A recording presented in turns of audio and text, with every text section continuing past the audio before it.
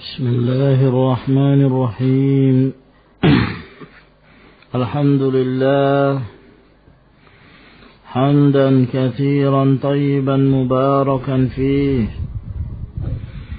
كما يحب ربنا وأشهد أن لا إله إلا الله وحده لا شريك له وأشهد أن محمدا عبده ورسوله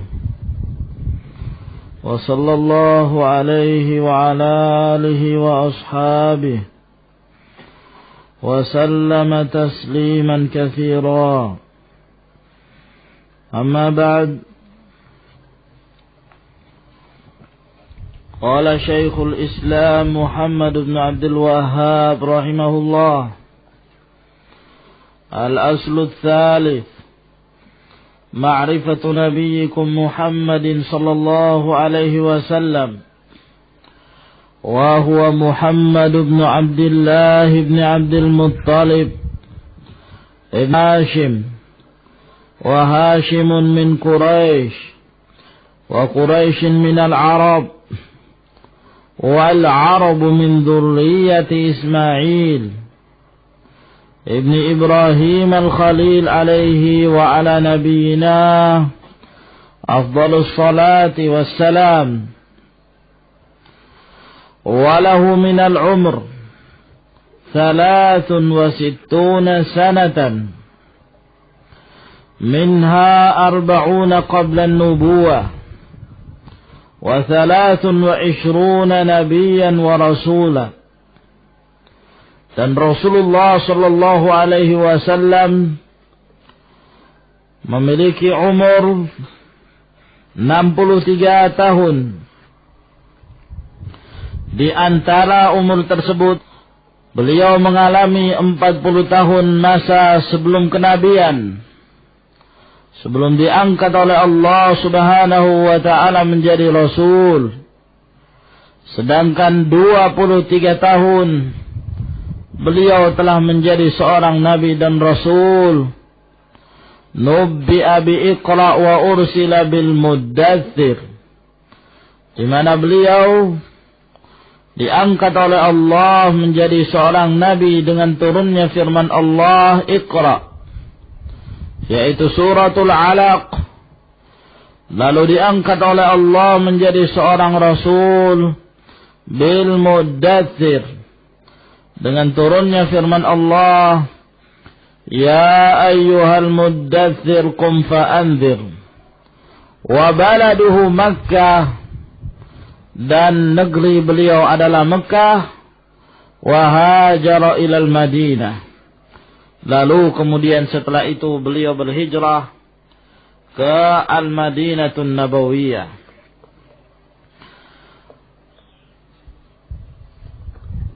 Dari apa yang beliau sebutkan dari umur beliau sallallahu alaihi wa ala alihi wasallam, ini adalah merupakan perkara yang telah menjadi kesepakatan di kalangan para ulama,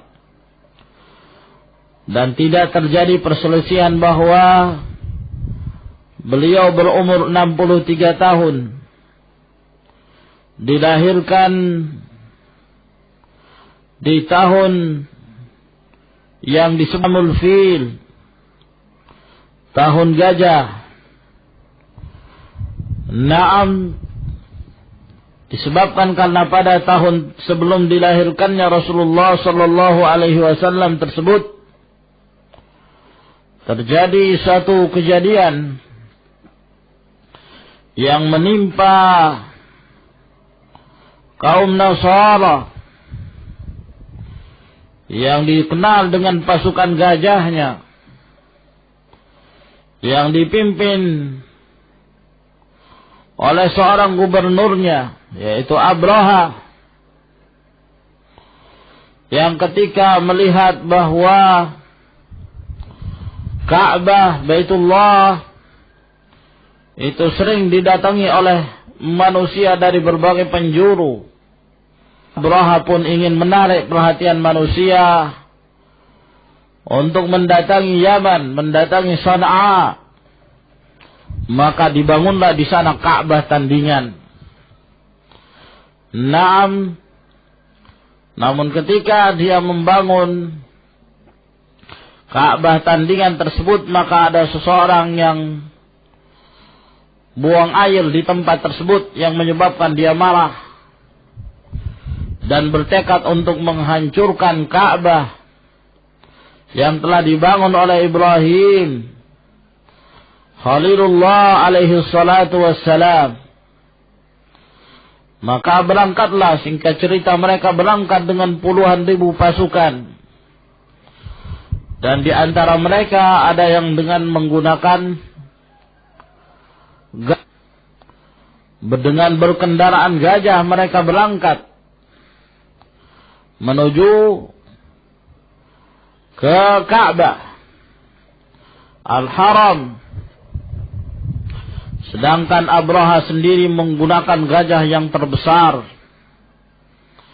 Masmuhu ya akhi, indaka ya sahlu. Naam. Ismuhu Mahmud. Naam. Kemudian berangkat sampai di tempat, dan mereka belum sampai ke tempat tujuan. Di saat mereka beristirahat dan hendak melanjutkan perjalanan, maka gajah tersebut enggan untuk melanjutkan perjalanan. Di saat dia diarahkan menuju Ka'bah, maka dia terus duduk. Tapi di saat dibalik untuk kembali, maka dengan gesitnya gajah ini cepat berdiri lalu kemudian berbalik. Tapi ketika diarahkan kembali ke Ka'bah, maka dia duduk kembali. Dalam keadaan kebingungan seperti itu, mereka tidak mengetahui apa yang harus mereka lakukan. Gajah nggak bisa didorong. Bukan mobil yang bisa didorong ini, tapi gajah. Hewan yang demikian besar, yang pada saat itu Allah subhanahu wa ta'ala menyiksa mereka. Dan Allah subhanahu wa ta'ala mengabadikan di dalam Al-Quran, alam taro kaifa fa'ala rabbuka bi ashabil fil, alam yaj'al kaidahum fi tadlil, fa'arsala alaihim tayran ababil, tarmihim bihijaratin min sijil, faja'alahum ka'asfin ma'kul. Maka pada tahun itulah Rasulullah sallallahu alaihi wasallam dilahirkan. Dan tentunya kisah tentang kelahiran Rasulullah sallallahu alaihi wasallam, di sana banyak keajaiban yang terjadi. Seperti di antaranya ketika ibunya mengandungnya, maka sama sekali tidak merasa berat. Tidak seperti anak-anak yang lainnya ketika ibunya mengandung.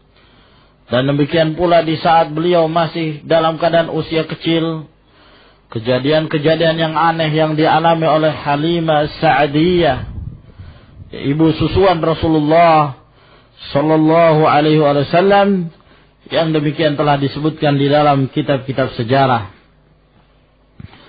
Dan telah kita sebutkan pada pertemuan yang lalu tentang nasab beliau. Demikian pula umur beliau. Selama 23 tahun beliau diangkat oleh Allah subhanahu wa ta'ala menjadi seorang nabi dan rasul. Dan beliau selama 13 tahun mendakwahkan tauhid di Makkah dan menyerukan kepada manusia untuk kembali kepada jalan Allah subhanahu wa ta'ala dan meninggalkan ibadah pada berhala-berhala dari selain Allah. Dan juga telah kita sebutkan secara ringkas kehidupan beliau seorang nabi dan rasul. Saat beliau berada di Gua Hira, didatangi oleh Jibril. Lalu Allah subhanahu wa ta'ala menurunkan firman-Nya yang pertama di bulan Ramadan, yaitu suratul Alaq. Iqra bismi rabbikal ladzi khalaq, khalaqal insana min 'alaq, Iqra wa rabbukal akram alladhi 'allama bil qalam 'allamal insana ma lam ya'lam.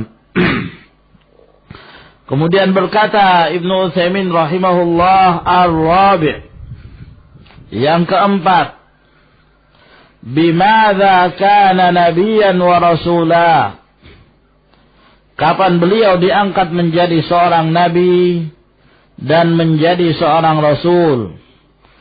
Faqad kana alaihi qaulullah ta'ala, bahwa beliau telah diangkat menjadi seorang nabi ketika diturunkan kepada beliau firman Allah subhanahu wa ta'ala yang pertama, Iqra bismi rabbikal ladzi khalaq, khalaqal insana min 'alaq, Iqra wa rabbukal akram, alladzi 'allama bil qalam, 'allamal insana ma lam ya'lam.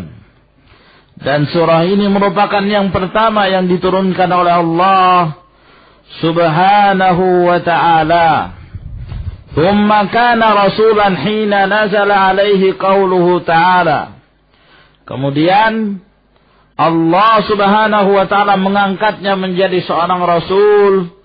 Man Allah subhanahu wa ta'ala, ya ayyuhal muddathir, wahai orang yang berselimut, yakni Rasulullah sallallahu alaihi wasallam, qum fa'anzir, bangkitlah kamu, lalu berikanlah peringatan. Maka dengan firman Allah fa'anzir, ini yang menjadi syahid bahwa Allah subhanahu wa ta'ala telah memerintahkan Rasulnya sallallahu alaihi wasallam untuk menyampaikan risalah, memberikan peringatan kepada manusia untuk kembali kepada jalan Allah subhanahu wa ta'ala. Sedangkan pada surah yang pertama belum ada perintah untuk menyampaikan dakwah. Sehingga para ulama menyatakan bahwa surah yang pertama itu untuk menunjukkan bahwa beliau telah diangkat menjadi seorang nabi. Sedangkan yang berikutnya, firman Allah, ya ayyuhal muddathir, menunjukkan bahwa beliau telah diangkat menjadi seorang rasul.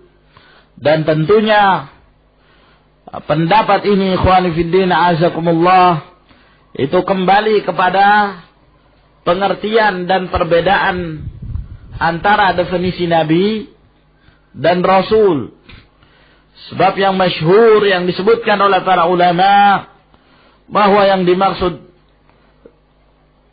dengan nabi adalah seseorang yang diberikan wahyu oleh Allah tapi tidak diperintahkan menyampaikan wahyu tersebut. Sedangkan rasul adalah seorang yang diwahyukan oleh Allah dan diperintahkan untuk menyampaikan. Maka dari definisi ini kemudian mereka menyatakan bahwa ketika turunnya suratul Alaq, Rasulullah belum berstatus sebagai seorang rasul. Ya. Namun beliau masih berstatus sebagai seorang nabi. Sebab belum ada perintah dari Allah subhanahu wa ta'ala. Kapan ada perintah? Ketika turunnya firman Allah, ya ayyuhal muddathir, qum fa'anzir. Maka di sini barulah terdapat perintah. Maka di saat itulah beliau diangkat menjadi seorang rasul.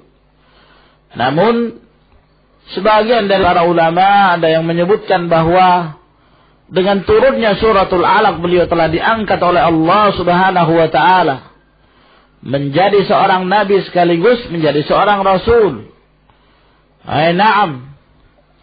Dan perintah untuk menyampaikan risalah ini adalah suatu kewajiban. Apakah dia seorang nabi ataukah seorang rasul? Kana an-nasu ummatan wahidatan wa ba'atsallahu an-nabiyyina mubasysyirin wa mundhirin. Dahulu umat manusia ini adalah umat yang satu, mereka berada di atas tauhid. Maka di saat terjadi kesyirikan, maka Allah mengutus para nabi. Yang mana tugas para nabi itu adalah memberikan peringatan dan memberikan kabar gembira. Na'am. Dari definisi nabi dan rasul tersebut Telah kita jelaskan pada pertemuan yang lalu, kalau tidak salah, terjadinya perselisihan di kalangan para ulama antara definisi Nabi dan Rasul. Yang masyhur yang telah kita sebutkan tadi, bahwa Nabi adalah seorang laki-laki yang diberikan wahyu oleh Allah dan tidak diperintahkan untuk menyampaikan. Tidak ada kewajiban bagi dia untuk menyampaikan wahyu tersebut. Sedangkan Rasul diwajibkan. Sebagian ulama ada yang menyatakan bahwa yang dimaksud dengan Nabi adalah seorang laki-laki yang diberikan wahyu oleh Allah dan diutus kepada kaum yang menyetujui dakwah Nabi tersebut. Yang menyetujui dakwah Nabi tersebut. Adapun Rasul adalah seorang yang diberikan wahyu oleh Allah dan diutus kepada kaum yang mukhalifin, yang menyelisihinya, yang menentang, yang membangkang.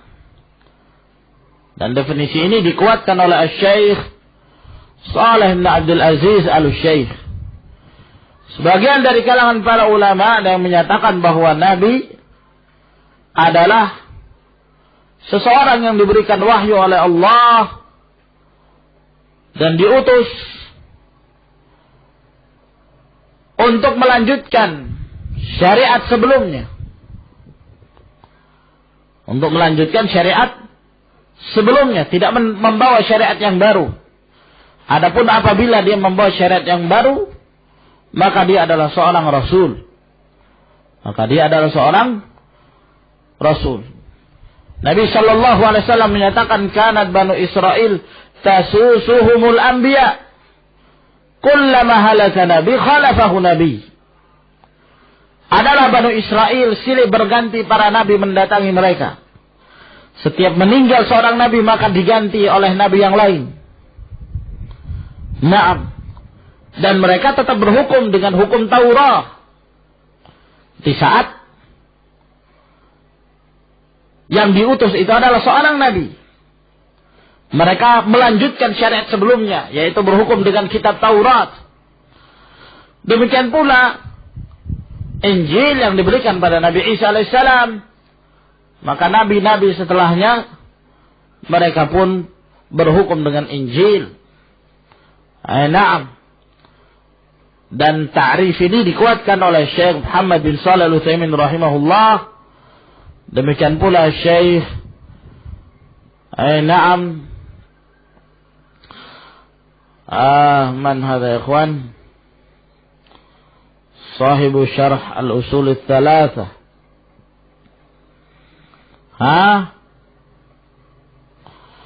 Masya Allah. Muhammad Aman Al-Jami rahimahullahu ta'ala. Beliau juga menguatkan definisi yang terakhir. Wallahu a'lam.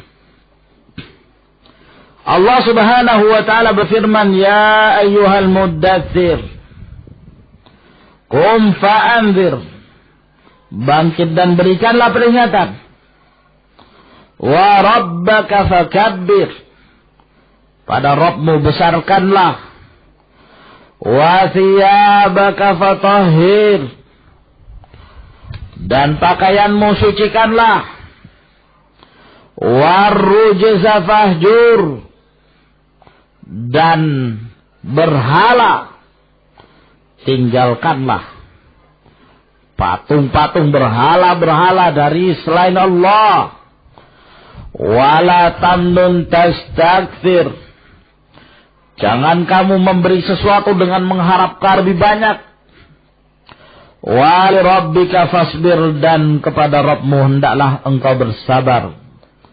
Wa qama sallallahu alaihi wasallam fa anzara wa qama bi amrillahi azza wa jal. Maka bangkitlah Rasulullah dan memberi peringatan dan tegak melaksanakan perintah Allah subhanahu wa ta'ala tersebut. Wal farqu bainar rasuli wan nabi, adapun perbedaan antara rasul dan nabi, kama yaqulu ahlul ilm. Antum perhatikan ibarah yang disebutkan oleh oleh Al-Allamah Ibnu Utsaimin rahimahullah, sebagaimana yang dikatakan oleh para ulama. Ini memberi syarat bahwa perbedaan ini bukan yang beliau tarikh, bukan yang beliau kuatkan. Naam. Akan tapi beliau sebutkan perbedaan ini dibangun di atas perkataan Syekhul Islam Muhammad bin Abdul Wahhab rahimahullah ketika membedakan antara Nabi dan Rasul dengan turunnya dua firman Allah Subhanahu wa taala tersebut. Maka sebagaimana yang dikatakan oleh para ulama, anna an-nabiyya huwa man uhiya ilaihi bi syar'in wa lam yu'mar bi tabligh. Bahwa Nabi adalah seseorang yang diberikan wahyu berupa syariat, namun syariat ini tidak diperintahkan untuk menyampaikan. War rasul man auhallahu ilaihi bi syar'i. Adapun rasul adalah orang yang Allah Subhanahu wa taala wahyukan dia berupa syariat. Wa amara bi tablighihi, dan memerintahkan untuk menyampaikannya kepada umat ini. Naam. Hakadha ya akhana Abdul Wahhab Al-Butadi.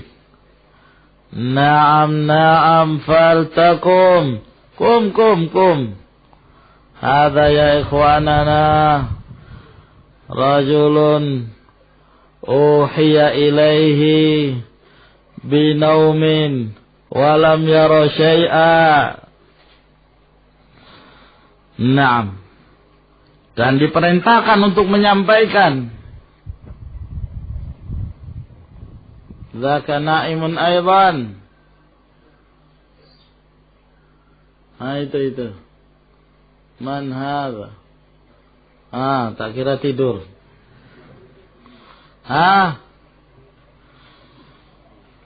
Apa? Naam. Wal amali bihi. Perintahkan untuk menyampaikan dan beramal. Fadhal, tawadda. Fa kullu rasulin nabi wa laysa kullu nabiyyin rasulan. Maka setiap rasul nabi dan tidak setiap nabi rasul. Maqamul itu lebih tinggi daripada maqamun nubuwah. Dan maqam ulul azmi minar rusul jauh lebih tinggi daripada maqamur risalah. Naam. Al-khamis, yang kelima. Bimadza ursila walimada. Dengan apa Rasulullah sallallahu alaihi wasallam diutus? Dan mengapa beliau diutus? Dengan apa yang beliau bawa? Kalau beliau diangkat sebagai seorang rasul, beliau membawa risalah apa dari Allah Subhanahu wa taala? Ini pun harus kita ketahui. Ya, kenapa beliau diangkat oleh Allah Subhanahu wa taala sebagai rasul? Membawa misi apa? Dan mengapa misi itu beliau bawa? Faqad ursila bi tauhidillahi ta'ala. Beliau telah diutus untuk membawa misi tauhidullah, mentauhidkan Allah Subhanahu wa taala. Menjadikan hanya Allah yang berhak untuk disembah.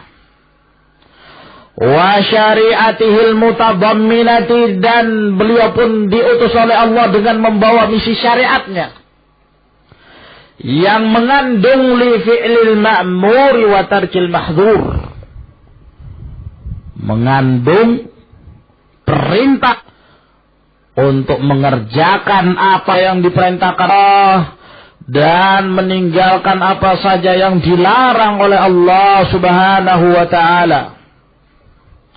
Wa ursila rahmatan lil alamin, Dan beliau diutus sebagai rahmat bagi seluruh alam. Liikhrajihim min zulmati syirki wal kufri wal jahl. Agar kemudian dengan melalui beliaulah, maka beliau mengeluarkan manusia dari kegelapan kesyirikan. Sebab syirik itu adalah merupakan suatu kegelapan. Dari kegelapan kekufuran dan kebodohan. Dari menyembah kepada selain Allah, membesarkan selain Allah, mengagungkan patung-patung dan menyembahnya, mengagungkan kuburan-kuburan dan menyembah orang-orang yang saleh yang ada di kuburan tersebut, berdoa kepadanya, berlindung diri kepadanya, meminta manfaat dan madarat kepadanya. Maka Rasulullah diutus untuk mengabarkan kepada umat ini, mengajak mereka untuk menjadikan ibadah itu lillahi subhanahu wa ta'ala. Meninggalkan segala sesembahan selain daripada Allah. Ila nuril iman. Menuju kepada cahaya iman. Ila nuril ilmi wal iman. Cahaya ilmu dan iman. Wa tauhid. Dan cahaya tauhid. Hatta yanalu bidzalika maghfiratallah wa ridwanahu. Sehingga mereka mendapatkan ampunan dari Allah dan keridhaannya. Wa yanju min iqabihi wa sukhtihi. Dan selamat dari siksaan Allah dan kemurkaan Allah. Sebab dengan kesyirikan menyebabkan Allah subhanahu wa ta'ala murka kepada seorang hamba. Dan dengan kekufuran maka mereka akan dikekalkan di dalam neraka Allah. Tidak akan keluar darinya. Inna Allah la yaghfiru an yushraka bih. Wa yaghfiru ma duna dzalika liman yasha. Syirik tidak akan mendapatkan ampunan sama sekali. Tidak akan diampuni oleh Allah subhanahu wa ta'ala. Maka karena besarnya ini. Dan karena kasih sayangnya Allah subhanahu wa ta'ala kepada manusia, maka Allah mengutus Rasulnya. Dan karena kasih sayangnya Rasulullah sallallahu alaihi wasallam kepada umatnya, maka beliau sangat bersemangat untuk memberikan hidayah kepada mereka. Sehingga tidak satupun dari perintah Allah melainkan beliau telah sampaikan. Tidak satupun dari larangan Allah subhanahu wa ta'ala melainkan beliau telah memberi peringatan umat ini darinya. Nah, tidak ada yang kurang dari apa yang telah disampaikan oleh Rasulullah sallallahu alaihi wasallam. Lalu berkata Syekhul Islam ba'athahu Allah bin nadharati an syirk. Utusnya untuk memberikan peringatan dari kesyirikan, menyekutukan Allah di dalam beribadah. Wa yad'u ila tauhid, dan menyeru kepada tauhid. Ayunziruhum anisyirk, yaitu memberikan peringatan mereka dari kesyirikan. Wa yad'uhum ila tauhidillahi azza wa jal, dan menyeru mereka untuk mentauhidkan Allah fi rububiyatihi wa uluhiyatihi wa asma'ihi wa sifatihi. Baik dalam perkara rububiyah dan perkara uluhiyah dan nama-nama serta sifat-sifat Allah subhanahu wa ta'ala. Wa dalilu qaulullah, dalilnya adalah firman Allah, ya ayyuhal muddatsir qum fa'anzir, wahai orang-orang yang berselimut. Panggilan ini ditujukan kepada Rasulullah sallallahu alaihi wasallam. Qum fa'anzir, bangkitlah dan berikanlah peringatan. Kata Ibnu Utsaimin, ya'murullahu azza wa jalla nabiyahu sallallahu alaihi wasallam. Allah azza wa jalla telah memerintahkan nabinya ayakuma bijiddin wa nasyat, untuk bangkit dengan kesungguhan dan semangat. wa yunzirun nasa anisy-syirk, dan memberikan peringatan pada manusia dari kesyirikan, wa yuhadziruhum minhu, dan memberikan peringatan mereka darinya. Wa qad fassara asy-syaikhu hadhil ayat, dan ayat-ayat ini telah ditafsirkan sendiri oleh Syekhul Islam Muhammad ibn Abdul Wahhab rahimahullah. Ya ayyuhal muddaththir qum fa'anzir wa rabbaka fakabbir wa thiyabaka fatahhir war rujza fahjur wa la tamnun tastakthir wa li rabbika fasbir. Wa makna, dan makna qum fa'anzir, bangkitlah dan berikanlah peringatan. Yunziru anisyirk, memberikan peringatan dari kesyirikan dan bahayanya syirik.